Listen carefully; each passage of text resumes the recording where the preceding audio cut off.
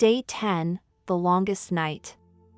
The night stretched endlessly before Evelyn as she sat in the dimly lit living room, the clock ticking louder than it should.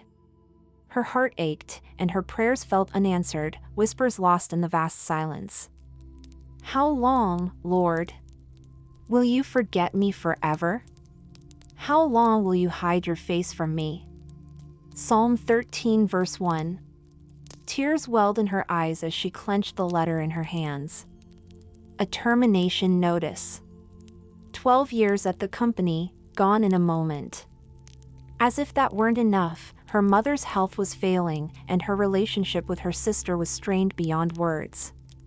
She had always been strong, always been the one to hold everything together. But now? Now, she felt abandoned, empty. The battle within. Evelyn's thoughts spiraled. Maybe I'm not good enough. Maybe I don't deserve a breakthrough. Doubt waged war against faith. She picked up her Bible, fingers trembling, and turned to Isaiah 41 verse 10. So do not fear, for I am with you. Do not be dismayed, for I am your God. I will strengthen you and help you. I will uphold you with my righteous right hand. She exhaled sharply. Could she believe that? Could she trust that even in this darkness, God was still there? The weight of sorrow pressed heavier. She closed her eyes, breathing deeply, recalling the stories of those who had waited, Joseph in prison, David hiding in caves, Hannah in her barrenness. Waiting was never easy. The turning point. A knock at the door startled her. Reluctantly, she opened it to find her neighbor, Mrs. Thompson, holding a plate of warm bread. I don't know why, dear, but I felt like you needed this, the elderly woman said kindly. Evelyn forced a smile. Thank you. As she closed the door, something shifted.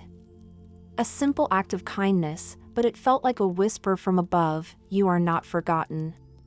She turned to Philippians 4 verses 6 to 7. Do not be anxious about anything, but in every situation, by prayer and petition, with thanksgiving, present your requests to God. And the peace of God, which transcends all understanding, will guard your hearts and your minds in Christ Jesus. For the first time in weeks, she knelt down, not just to cry, but to surrender. Joy in the morning. The next day, she woke with a strange sense of peace. The problems hadn't disappeared, but something inside her had changed. She picked up her phone and called her sister. It was time to mend what was broken. A few weeks later, an unexpected job offer arrived, one even better than her last. And as she reflected on the journey, she realized Psalm 13 didn't end in despair but in faith. But I trust in your unfailing love, my heart rejoices in your salvation. I will sing the Lord's praise, for he has been good to me. Psalm 13 verses 5 to 6. Waiting on God can feel like wandering in darkness, but faith is believing that the sun will rise again.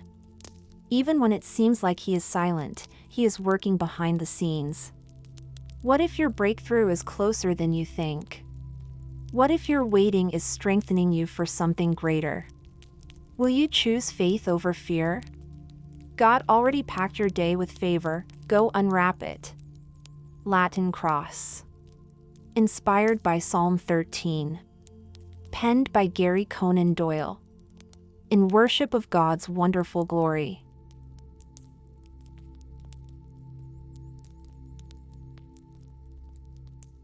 Hey, thanks for listening. If you're still here, something in this story or song clicked with you. So here's a little secret.